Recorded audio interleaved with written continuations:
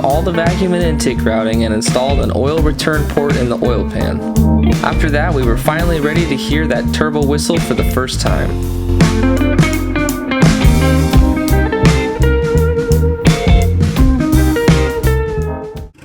What up, guys? Got the truck warming up.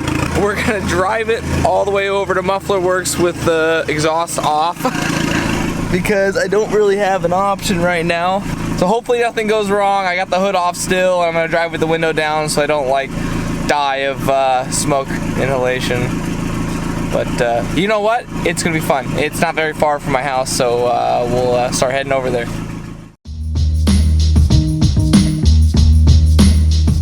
The first order of business is to get the old collector pipe cut off and to make room for our new downpipe.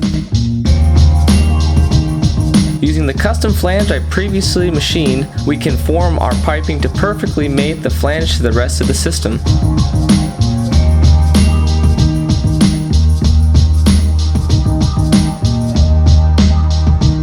After everything is tacked and we're satisfied with the fitment, we can go ahead and full weld all the joints.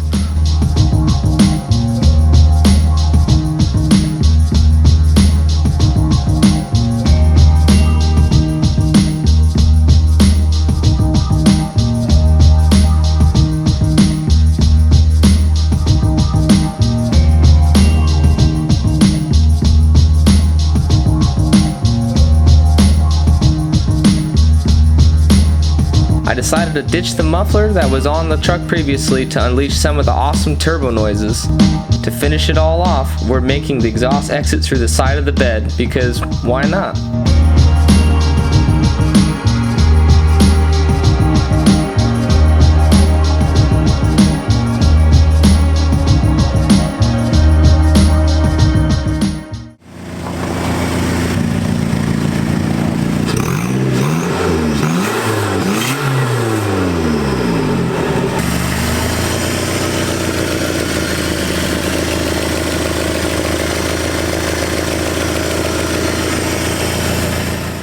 So I'll admit I've been avoiding the truck for a couple weeks just because I've been busy working on the Forester and other things, and because I just don't really want to deal with it right now. But finally I can avoid it no longer. I think what's going on is there's something wrong with the turbo. It's smoking really bad, so what we're going to do is we're going to get in the garage, pull the charge piping off the turbo and just take a look, see if it's full of oil. I'll just kind of go from there. We're going to bring her in and play around with her for a little bit.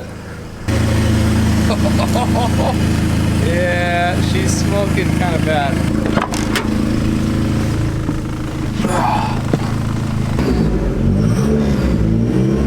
Oh God, that's awful.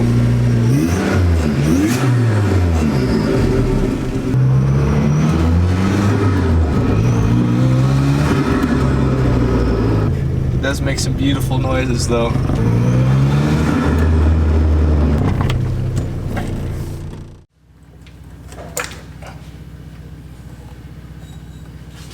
So it looks like there's oil residue in the turbo. Guess our turbo seals are bad. That's okay. We should be able to actually rebuild this, so we'll have to take it apart and check it out.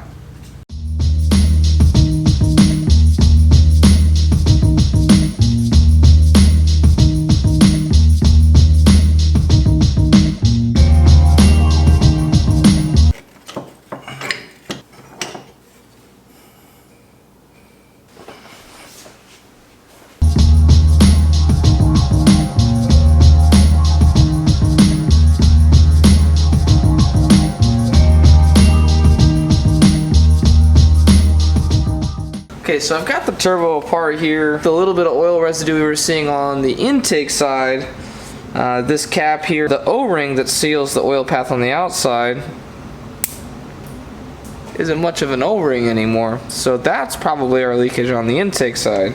So what I'm going to do is I'm going to take this, I'm going to clean all the coking off of it, and then put the new seal in, and put this turbo back together and see if we can make it work.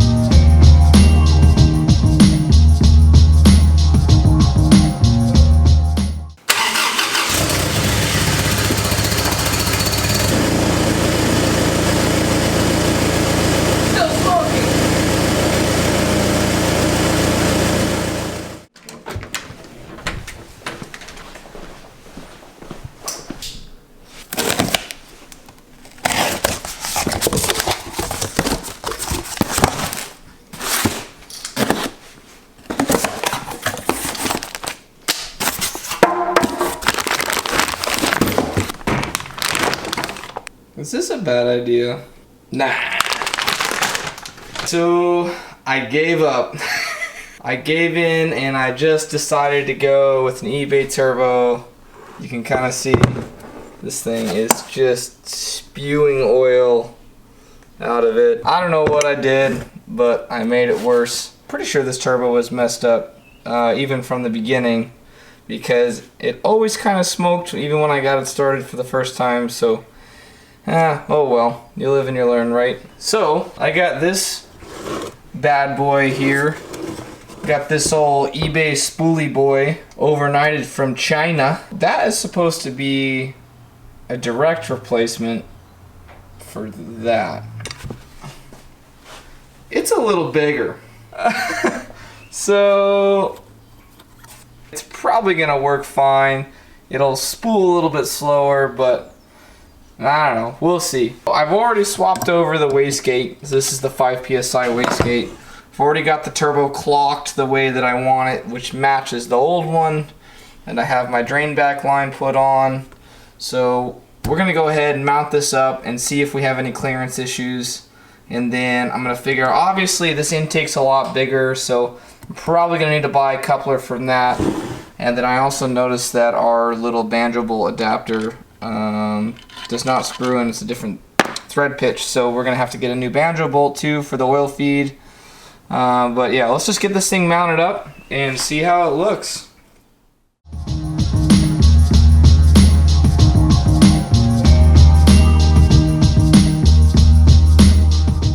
Wow, okay, so the compressor housing, really?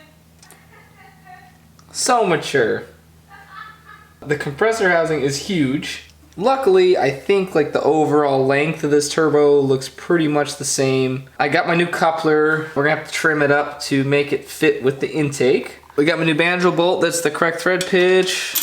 So we'll still be able to use the same oil feed and drain line. The charge piping went right on, so all of that should work the same. We have pretty good clearance here, so it looks like we're gonna be okay with this turbo. So once we get the intake on and get this guy on, we should be able to fire this thing up and see how it works.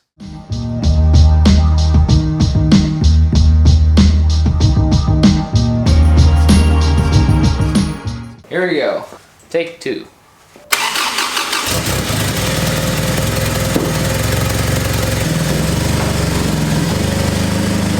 So it's been running for, I don't know, 20 minutes now. It finally stopped smoking. I think it's just gonna take a while to work all the oil through the exhaust and the intake manifold, because every time I rev it, it blows more smoke. So I think we just need to go take it for a test drive. Oh wow, it's blowing tons of smoke out. It smells so bad. The old turbo definitely never whistled like that, so that's pretty cool.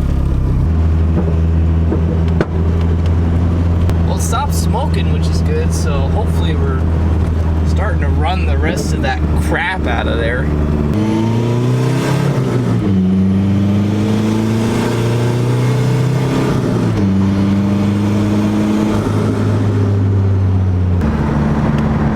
No more smoke!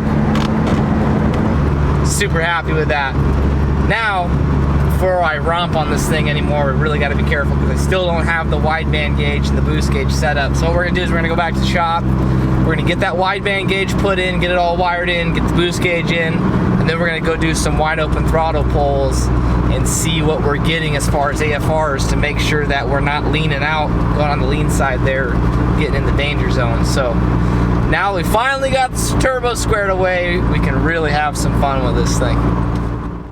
Alright, so we can see what's going on inside the truck while we're boosting here. I've got the two essentials for any boosted car. Of course, a boost vacuum gauge, because we want to see what we're doing boost wise. Oops. And making sure that the wastegate is not creeping, which is where when you're under full load, the boost will start to creep past what the wastegate pressure is set out. So make sure the wastegate's opening all the way and getting all the boost out. And then the other thing is, while we're under boost, we want to make sure that the air-fuel ratio is good. So this is just an AEM air-fuel ratio gauge, and it comes with a harness. And then to save money, what I usually do is I buy the AEM kits without the sensor, and then I just go online and I buy a Bosch LSU 4.9 wideband sensor, and it will work with this gauge that we have here. So we're gonna get to installing. To install our gauges, we have to install the sensor to the downpipe, the pressure line to the manifold, and get both routed through the firewall.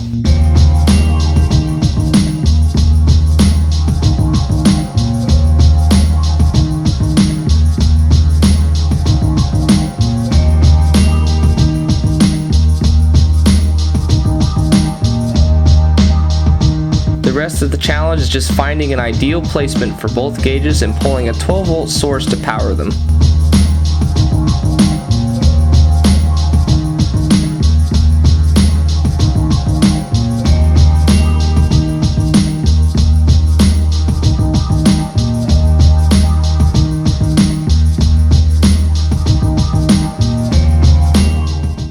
Alright, so I've taken some test runs with the new wideband gauge in, and it's looking like we're just a little bit on the lean side under boost, which is to be expected. Obviously, when you add a turbo to a car that never had a turbo, the fuel map isn't really set up for that. I was doing some research online, and a lot of guys will take the pink injectors from an 01 to 04 Tacoma and swap them into these, and it actually gets you closer to like the 12.5 to 13 AFR range, wide open throttle, because right now we're seeing about, it's always trying to stay stoic right now, so we're probably seeing about 14 to 14.5 at wide open throttle, which I didn't even really get into the boost of that because I didn't want to risk burning anything up. So what we're going to do is I have them here.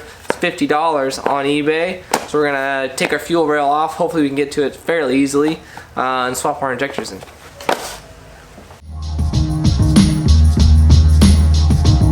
After installing new injectors, it's always a good idea to pressurize your fuel system by cycling the key to the on position and inspecting for leaks before starting up. Alright, now at our warm-up cycle here, we're sitting at about 11.5, pretty rich. It shifts everything to the rich side, but unfortunately, because we don't have an engine management system, I don't think we really have a choice. Let's go see what she does.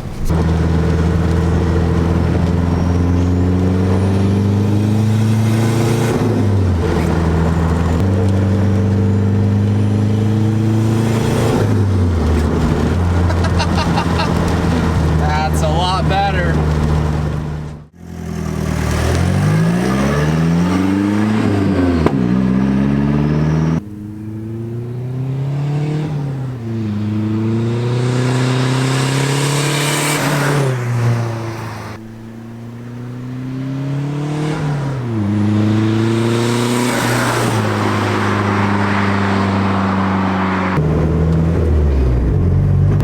Well guys, I think the Tacoma is a success. Even with all the hurdles that we ran into in turbocharging this poor high mileage truck for under $1,000, and I think the result that we have is definitely awesome. It's fun to drive, makes all the right noises, definitely adds pretty good power. I'm pretty sure when I pull hard in fourth gear, the clutch is slipping, which is to be expected because when you add power like this to a car with this many miles, like who knows what the condition the clutch was in before. I think the other thing I would do is probably get a proper engine management system, because even though it runs happy with these injectors, it's got some drivability issues. Cold starts suck. Cold starts are super rich, but you know, all in all, for $1,000, this thing is handling boost surprisingly well. I hope you guys enjoyed the series. Of course, here at Tire Side, we don't stick around on one project for too long, so this bad boy is going away. We're gonna sell her and move on to the next thing. We got more exciting things coming up, so thanks for tuning in to Tire Side, guys.